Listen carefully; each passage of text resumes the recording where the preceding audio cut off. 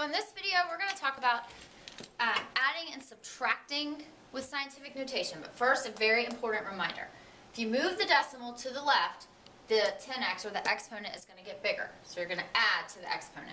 If you move the decimal to the right, the 10x, the exponent, is going to get smaller. So you're subtracting from the existing exponent. This is crucial to remember as we go through this video. So, steps to adding and subtracting in scientific notation. Let's say we want to add 1.34 times 10 to the 14th plus 1.3 times 10 to the 12th. Okay, first of all, the exponents must be the same. Notice we right now have 10 to the 14th and 10 to the 12th, so they are not the same.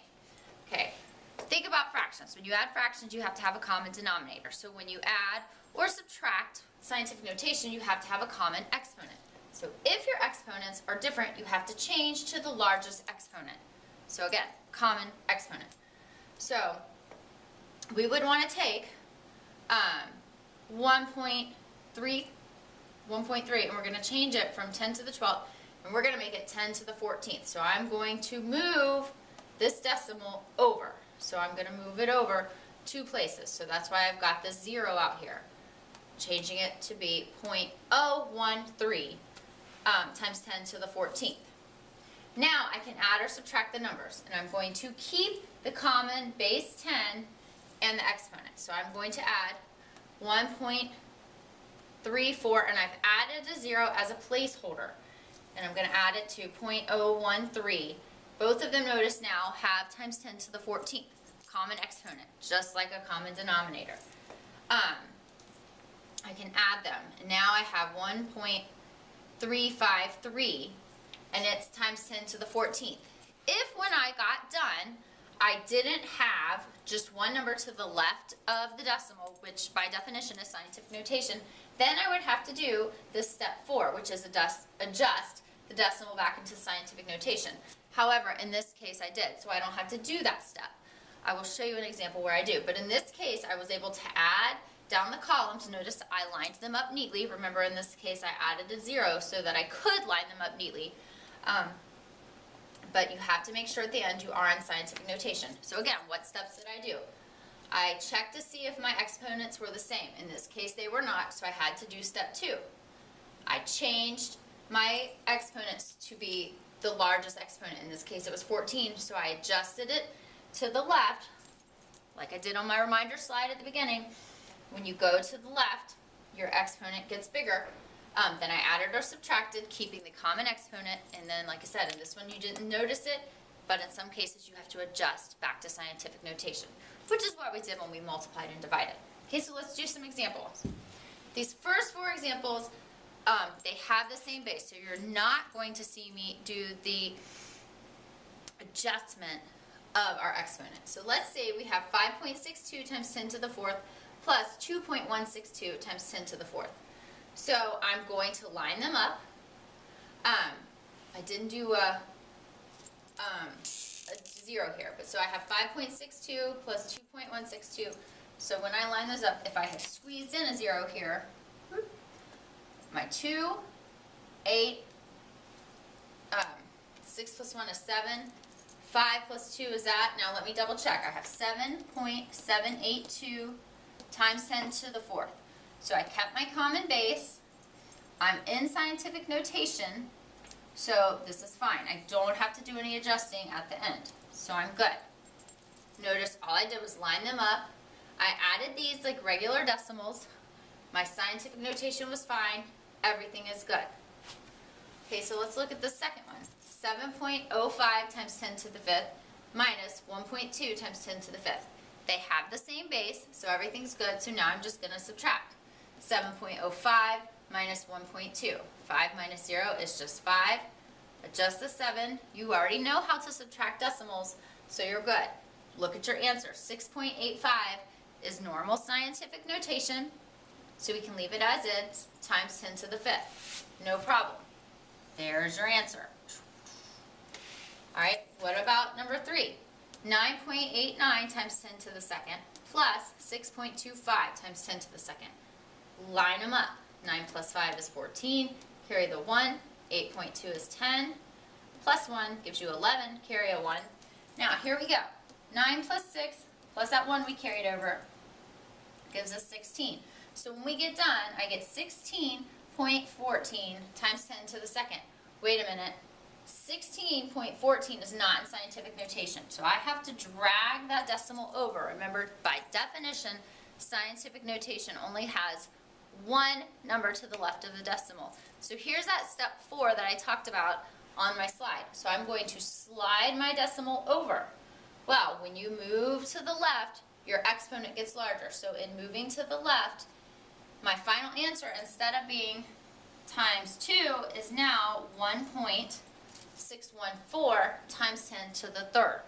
So remember, the final step in adding and subtracting scientific notation is to adjust it to be back in scientific notation, and in doing so, you often have to, or you will have to, adjust this answer. Okay, here's another one. Oh, this should have a minus sign. 8.2 times 10 to the third minus 7.52 times 10 to the third. So we start with 10 to the third. When we subtract all this, we end up with 0.68 times 10 to the third. That's not in scientific notation. So when we adjust this to move our scientific notation here, we're going to get 6.8 times 10 to the second. Again, by definition, we have to have one number to the left of the decimal.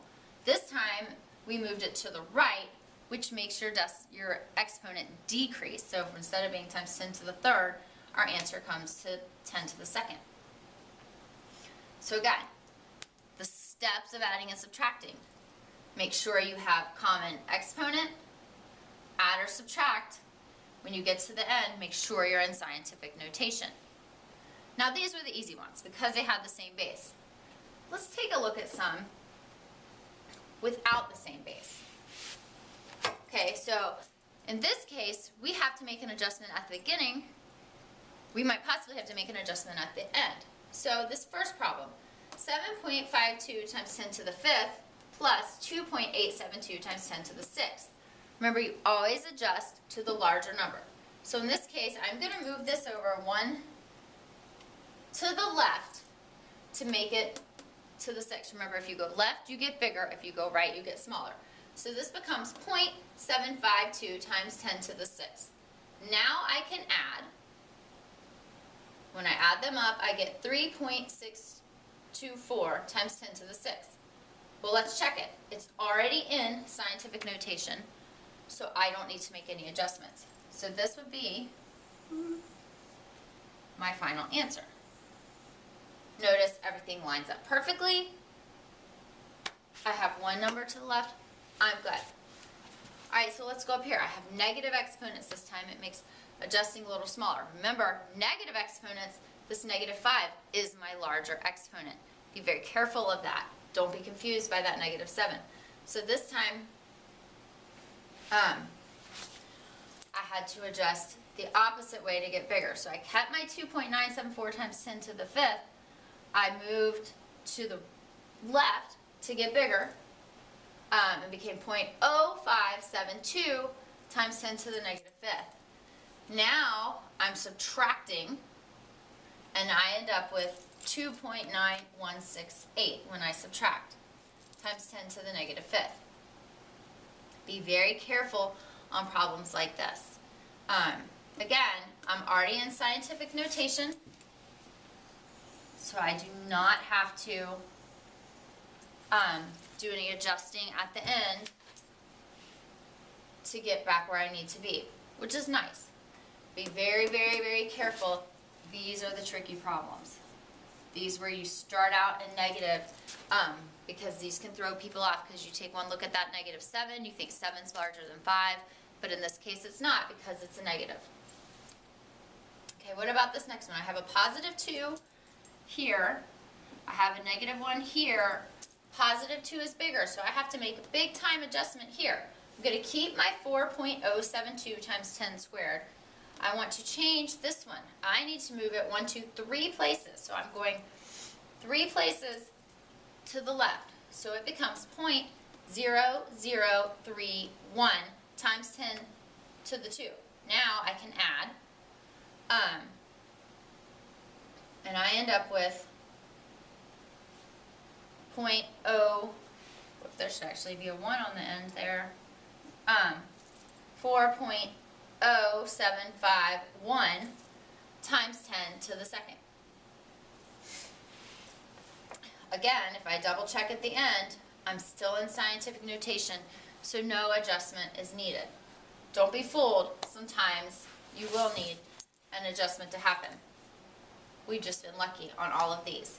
One more problem, this one is times 10 to the 1, this one's times 10 to the 2, so we do have to make an adjustment, move it over one place, so we end up with 4.68 minus 0.102. You got to borrow from this 6 and make this 0, so that we end up with 4.758 times 10 squared, or times 10 to the second. Again, we are in scientific notation here, so we luck out, no movement. But again, so on all of these, we adjusted at the beginning, we got lucky at the end. But don't forget that 4th step. You never know when it's going to get in there. So let's review. What are your steps in scientific notation? Double check at the beginning. Make sure you have same exponents. Do your adding and subtracting. Then at the end, go back and adjust to make sure you are definitely in scientific notation.